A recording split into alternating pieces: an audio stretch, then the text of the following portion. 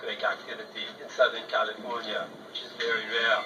Unlike many of the tough characters I have portrayed in my film. Hello? Okay, stop what you're doing. Jackson? Listen to me. I've rented a plane. Pack up the kids. I'm going to be there in 5 minutes.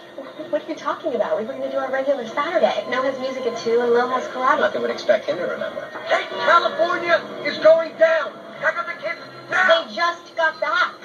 God, you sound like a crazy person. The governor just said we're fine now. The guy's an actor. He's reading a script. When they tell you not to panic, that's when you run. Hey, you call me back when you calm down. Mommy, why is Daddy so crazy? Taking the most severe hit to Los Angeles. Finish your pancakes, Al Capone. It seems to me that the worst is over.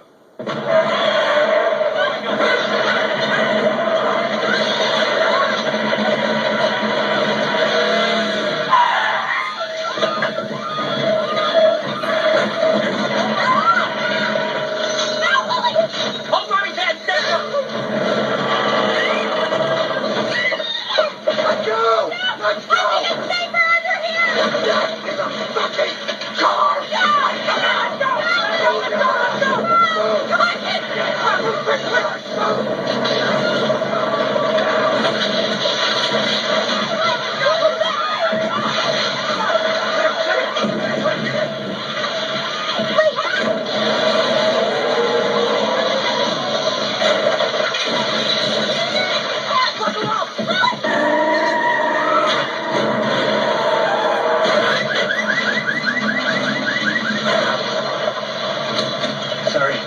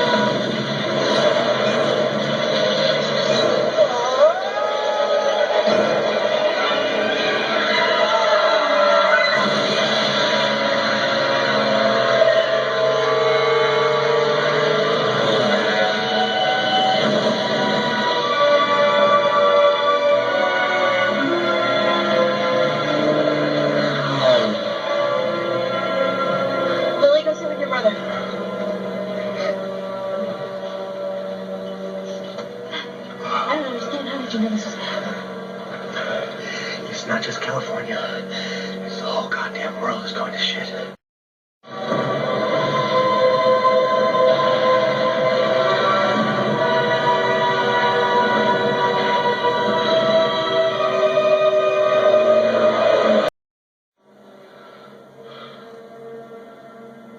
Maybe we got out in time. You never know.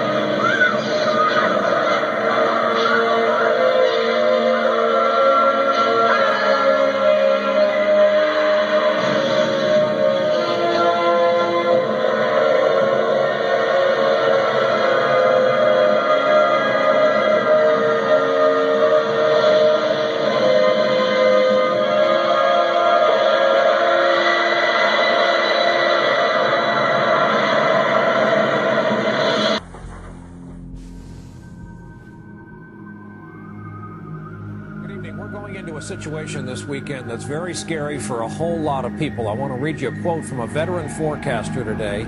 He says, "We are in uncharted territory here. I've never seen anything like this. I'm at a loss for words to describe what this storm could do." Hurricane Sandy is threatening to crash into the east coast of the U.S. after transforming into a huge and rare super weather system that some forecasters are calling Frankenstorm. It's a massive storm, 1,000 miles across. 66 million Americans are bracing for impact. Hurricane Sandy lumbering up the East Coast and threatening to come ashore as an unprecedented superstorm. And the storm is so wide it could cover 2/3 of the United States. The fierce winds at the center cover an area almost the size of Texas. Hundreds of thousands of people have been evacuated from low-lying parts of Manhattan for one of the biggest storms in history barreling towards New York. Welcome back to our continuing coverage of the aftermath of Hurricane Sandy. You're looking at pictures from the National Guard, the coastline of Seaside Heights, houses buried in the sand, sand washed into homes at least 100 yards from the normal high tide line. The Jersey shore suffered what New Jersey Governor Chris Christie describes as unthinkable devastation. Practically no street left that makes this point accessible. There are fires burning in the area. Atlantic City's famous boardwalk just collapsed. Now, we're working to confirm this information, but the boardwalk had been mostly deserted this morning, but people have been boarding up shops and looking at the huge waves coming in.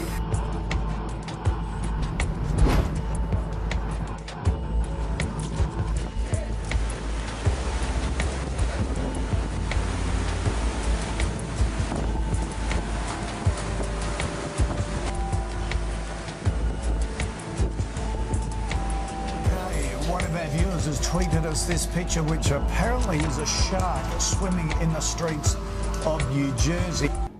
We have not seen anything like this in 9 years. In August of 2003, the great blackout happened in the Northeast and New York City went black. This is the next time. The great storm of 2012 has done it this time. Lower Manhattan remains eerily dark and partially underwater. Across the Northeast, more than 6 million Americans are without power. Parts of New York City underwater. In New York and New Jersey, people lost their lives to a superstorm of freakish dimensions. People are wondering why this is happening. Sitting in the second row, you were so close. How was it that you in the third row did not get injured? Well, I don't know. He literally had pulled the gun on me, and then I just ducked and covered, and I literally got to the ground and jumped on my best friend, and we all just laid there as flat. It was as flat as we possibly could. Wait, back up. He pulled. So you're there. You see him walk in. You're pretty close to him. Yeah, exactly. 4 or 5 feet. He came 4 or 5 feet to you. Yeah. And pointed right at you. Yeah. Which one of the guns do you know? The rifle. I don't know what specific kind of rifle. It's just the rifle. And what did you think? Well, my heart stopped first and foremost, and I didn't know what to think other than I needed to move fast, or otherwise I was going to get shot, you know. And so I just jumped to the ground on top of my best friend, and just we tucked underneath the chairs as far as that goes. And there was another couple in front of us also, and I told them to get down low too, and then don't move at all. And when the gunman goes up the stairs, crawl as fast as you can to get on the other side and get out. So you immediately did not think it was something that to promote the movie. You knew it was bad. Oh no! If there was a gun in my face, I knew he wasn't playing around. Yeah. And so you were in the third row. Mm-hmm. And so was he, as he's coming, does he stand there or does he continue to move the entire time? He continued to move, but it was a few seconds before he started to move, and those few seconds were when it took us to figure out that he wasn't joking. Because I did immediately think that he was joking. I thought that the canister that he threw into the audience was like a smoke bomb or like some firework. I thought that the rifle was maybe like a Roman candle that he was shooting off, and then I realized that as you looked at the rifle, it wasn't a piece of flame shooting from the barrel, it was the bullet igniting out of the barrel. And did you then start to ingest whatever was in that canister? No, he threw it behind the lower section of the theater, so it all pretty much rose to the lifted seats. We were really lucky to not get that in our faces. It eventually traveled down, but at the very, very end, and it wasn't as it was diluted at that point, so it wasn't as strong. Did you guys get any injuries at all?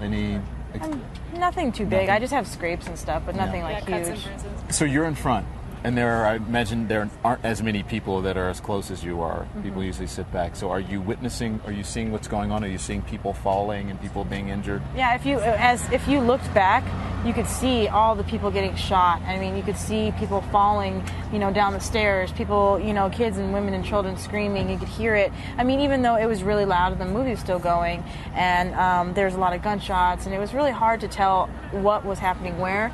I mean, if you were to look back, you could see it all, but I kept my head down to try to just stay safe. So you stayed, and were people just sort of ducking for cover, or did anyone running out? Did you see anyone try to run past him or make it out, or were most people like just getting on the floor? Well, we were, from my seat, the front portion of us were all like ducking for cover. Even your row and everybody else's row, we were smart. We just ducked to the ground. At that point, he was only left with the people in the back, and from what I could see, those people were just getting up and running, which I don't think was a smart idea. Well, I think the problem, I was hearing someone talk about how they were in one of the lifted rows, and when they ducked, since the seats were raised, there was only maybe 6 inches of cover over them, so they couldn't get down. It was no use, really. I have to ask you this, and I'm glad that you survived, you all, but we're sad for the victims and their families. And you've heard of survivor's guilt. Do you think like, oh my gosh, why me?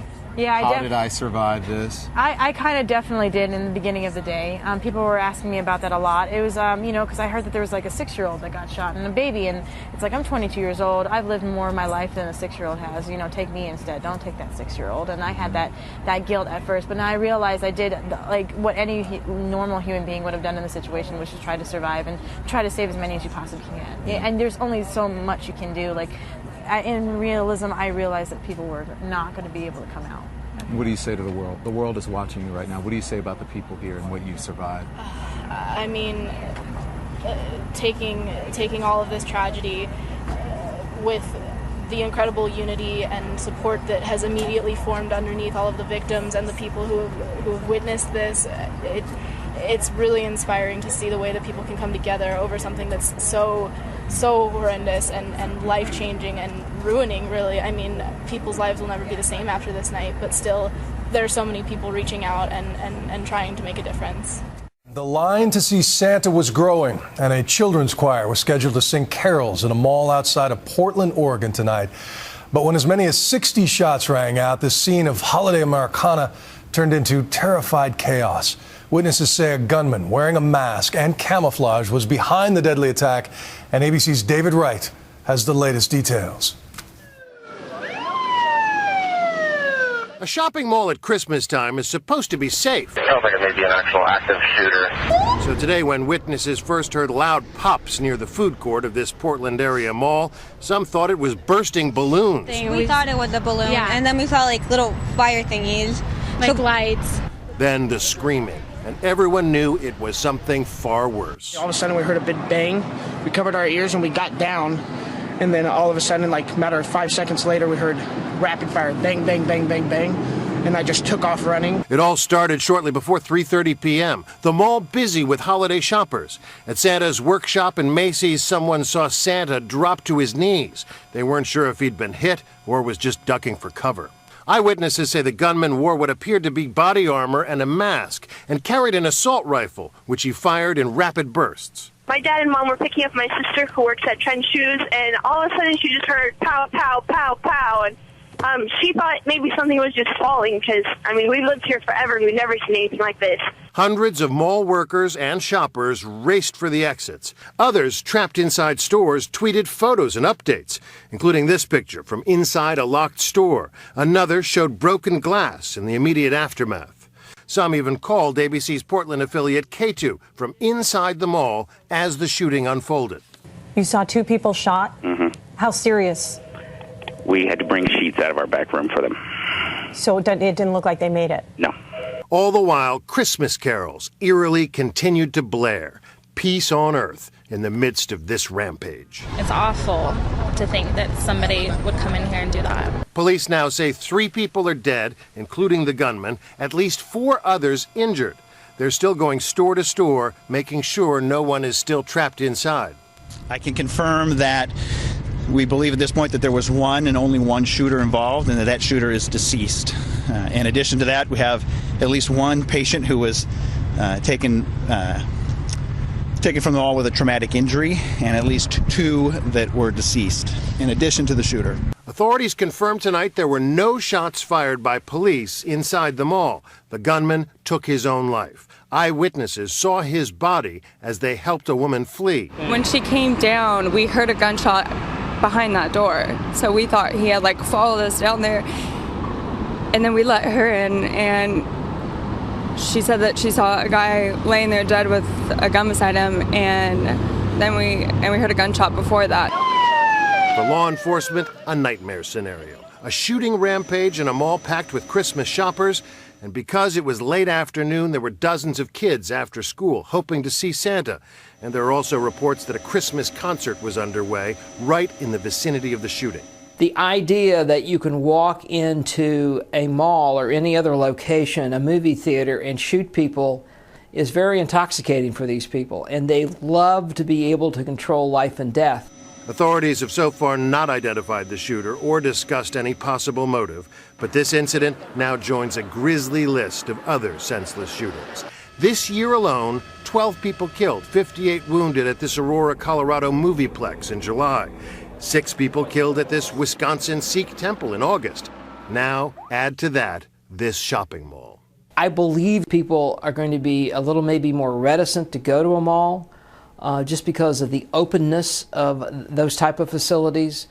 There'll be a lot of questions about the security at the mall, how you get in and out of the mall. This latest incident is likely to lead to heightened security measures at shopping centers across the country just in time for Christmas. I'm David Wright for Nightline in Los Angeles. And another bit of breaking news tonight. After a number of unsuccessful attempts, the United States has confirmed that North Korea has successfully launched a long-range rocket this evening, while the hermit dictatorship claims the launch of a weather satellite was their only motivation. Both the U.S. and the UN have voiced concern that such a rocket could potentially carry a warhead as far away as Los Angeles. ABC's Martha Raddatz reports it's not as urgent threat tonight in terms of safety, but it is one more giant headache for President Obama. The names of the victims will be released later this morning, including all those children. Praying for them last night, this entire community, hundreds packed into churches. And I'm joined now by ABC's Amy Robach, who has more on the victims. I know you were at the hospital all day yesterday. It has been a difficult scene for everyone involved, from the first responders to the firefighters. And you know what? It's almost impossible to imagine the horrific reality that so many people are waking up to this morning, that what happened here less than 24 hours ago actually happened. And this morning we are learning more about the teachers and the children inside that school who so tragically lost their lives.